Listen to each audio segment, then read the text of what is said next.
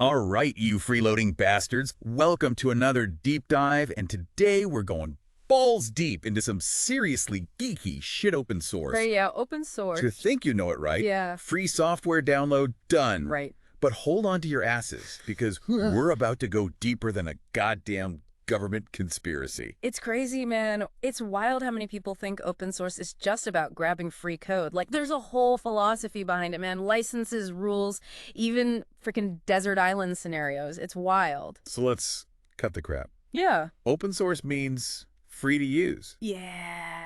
Yeah. But what makes it so damn special? Well, that's the thing, right? Why the hell should anyone care? It's free to use, free to modify, free to distribute the whole 9 yards. Okay. You can grab the code, tweak it, even sell your own version. But there are rules to this game, my friend. Hold on, are you telling me any asshole can just take this free stuff, mess with it, and then try to sell it like they're some kind of genius? Well, What's stopping them from screwing over the original creators? that's where the beauty of open source licensing comes in. Okay. These licenses lay down the law, man. Okay. They're like the 10 commandments of the open source world. 10 Commandments, huh? Yeah. So it's like a Bible for nerds. Kind of, yeah. Okay, what kind of crazy shit are we talking about here? Lay it on me. Yeah, lay it on me. Well, the open source definition, that's the holy grail. It's got 10 criteria that determine whether a software license can be considered truly open source. Hit me with the most mind-blowing rule, the one that makes you go, holy shit, they thought of that. Let me think. No discrimination against commercial use. Okay. This means that even those greedy-ass corporations can't just waltz in, lock down the code, and claim it as their own. It's all about keeping things fair, you know? Damn, so even those big shot companies have to play by the rules? Yeah. That's pretty badass. Yeah. It's like the little guy finally gets a fighting chance against the corporate overlords. Exactly. Open source levels the playing field. It's a big fuck you to proprietary software, and the whole idea of keeping knowledge locked up. Now, let's talk about the two main types of licenses, copyleft and permissive. Copyleft. Yeah, Sounds like some hippie share the wealth bullshit. right. Is that like forced communism for code? It's not that far off, actually. Right. Copyleft licenses force anyone who modifies the software to release their changes under the same open source license. Okay. It's about keeping that code free and accessible to everyone no matter what. So once it's open source, it's like a free love orgy for code forever. Not necessarily. Taking it back and getting all possessive. Not always permissive licenses offer more flexibility. You can modify the code and choose to release it under any license you want, even a closed source one. Wait, so you're telling me someone can take this free open source code, Yeah. mess with it, and then lock it up like it's their own precious little secret? Yep. What the fuck is the point then? Well, it's a balancing act. Man, permissive licenses are all about attracting developers who might be hesitant to contribute if they knew their modifications had to be open source. Okay. So, it can lead to faster development and wider adoption of the software. So it's like a gamble. Yeah. You either get that warm and fuzzy feeling of shared knowledge and collaboration, Right. or risk your precious code getting kidnapped and held for ransom by some greedy corporation. That's the trade-off. Different philosophies, different approaches now to understand the roots of this whole open source movement. We need to talk about Debian. Debian. What the hell is that? They're like the OGs of open source. Sounds like some ancient mythical creature from Lord of the Rings.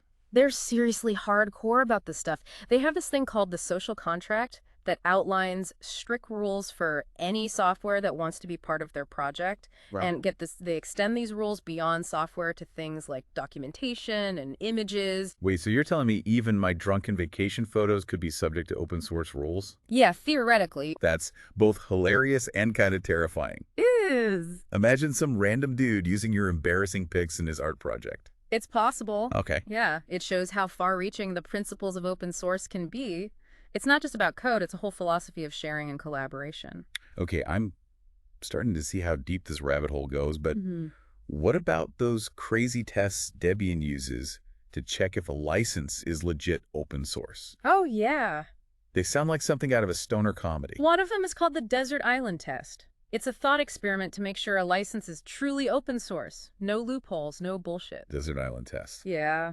Sounds like my kind of party. Oh. Tell me more about this tropical open source paradise. All right, imagine you're stranded on a desert island, right? Okay. No internet, no communication with the outside world. Right. Just a solar-powered laptop and some open source code. All right. I'm listening. This sounds like the beginning of a bad joke. The Desert Island Test asks, can you modify that code and share it with your fellow castaways without breaking any of the license's rules, even if you're completely cut off from civilization? So even if I'm stuck with a bunch of coconut brain castaways, I can still tinker with the code and share it. You got it. That's actually pretty cool. It's like open source is the ultimate survival tool. Exactly. That's the beauty of it. Freedom to use, modify, and share no matter where you are, what your circumstances are. Pretty awesome, right? Damn, some deep shit. I thought I knew a thing or two about open source, but this is a whole new level of weirdness. And that's just the tip of the iceberg, my friend. We haven't even scratched the surface of how mind-fuckingly vast the world of open source really is. All right, folks, we're just getting warmed up. Hold on to your butts because this deep dive is about to get a whole lot crazier. So you want to get into the weeds of these licenses? Let's do it. Okay, we've got the heavy hitters like the GNU General Public License or GPL for sure. GPL, huh? Sounds serious, like some kind of legal contract from hell. Yeah, it's a classic, man. It's the granddaddy of copyleft licenses. Okay, so what's the deal with this bad boy? Break it down for us simple folk.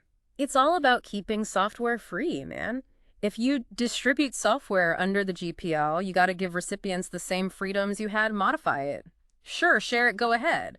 But you have to let others do the same with your modified version. No locking things down. So it's like a chain of freedom.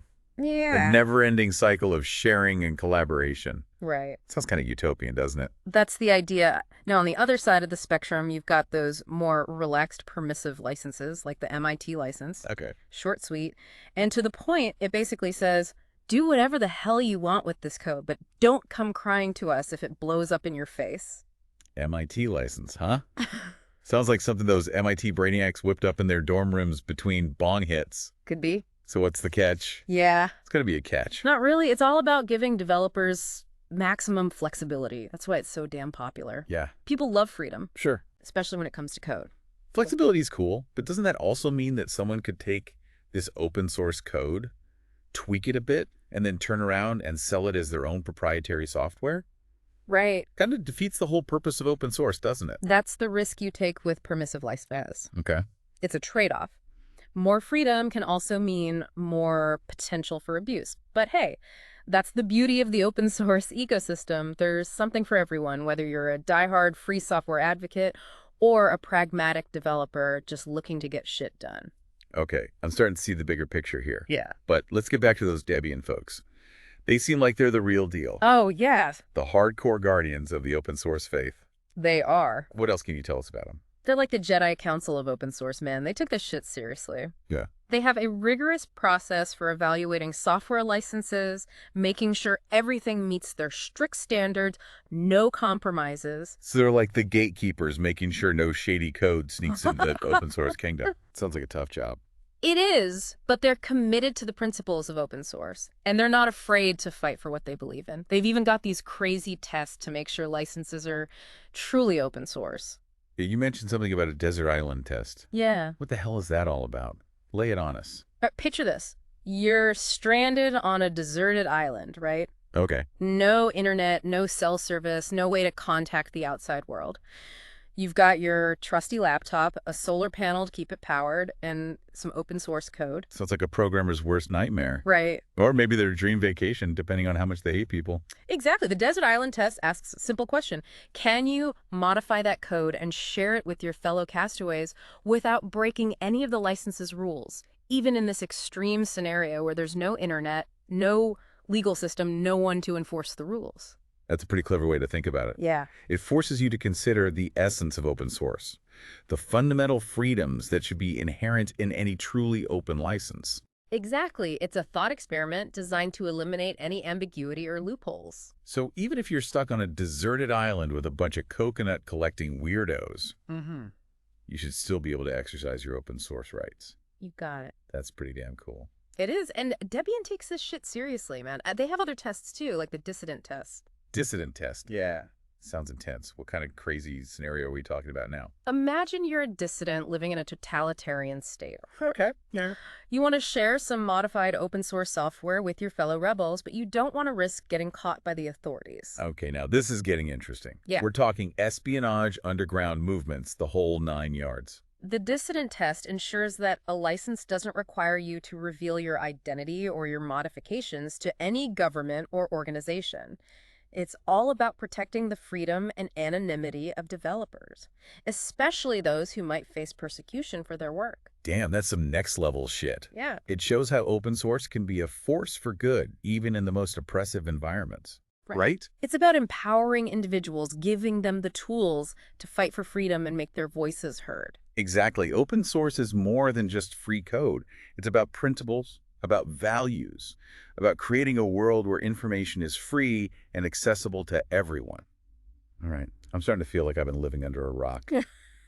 This open source thing is way bigger and more important than I ever imagined. And we're just scratching the surface. There's a whole universe of open source projects out there, from operating systems to programming languages to scientific research tools. It's truly mind-blowing. All right, folks, we've covered a lot of ground, but we're not done yet. Hold on to your hats because this deep dive is about to take another crazy turn.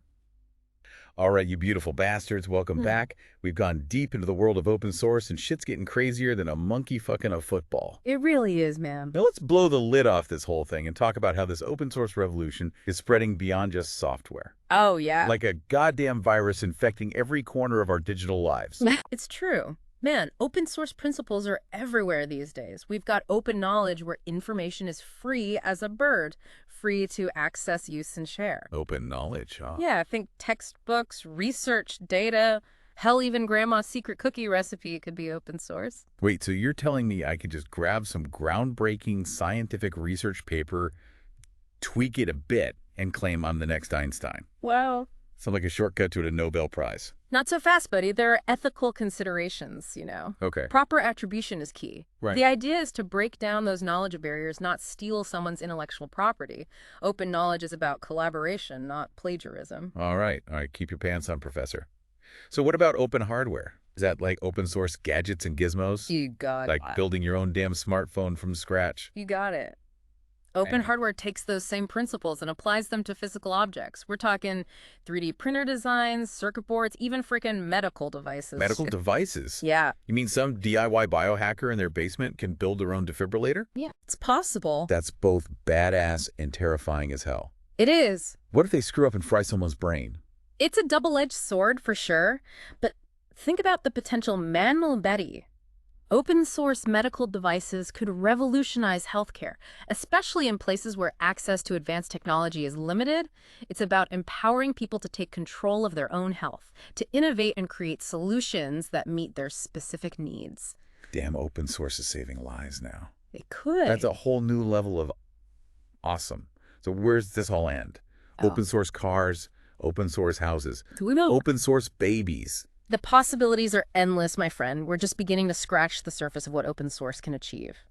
It's not just about free stuff. It's about a new way of thinking, a new way of collaborating, a new way of building the future. All right, folks, we've been through the trenches of open source, from the philosophical foundations to the mind-bending implications. We've talked licenses, desert islands, and even dissidents hiding from Big Brother. Yeah, we have. It's been a wild ride. It has. But remember, open source is more than just free shit. It's a movement, a philosophy, a way of life. It's about sharing knowledge, empowering individuals, and breaking down barriers. It's about saying fuck you to the gatekeepers and creating a more open and collaborative world. So the next time you download a free app or use a website built on open source software, take a moment to appreciate the power of this movement. It's the invisible force that's shaping our digital lives, often without us even realizing it. It is, and who knows, maybe one day you'll be the one creating the next groundbreaking open source project. Right. It all starts with a spark of curiosity, a passion for making a difference, and a healthy dose of fuck it, let's do this. That's it for this deep dive. You magnificent bastards go forth and spread the open source love. And remember, sharing is caring, even if it's just some code. Peace out.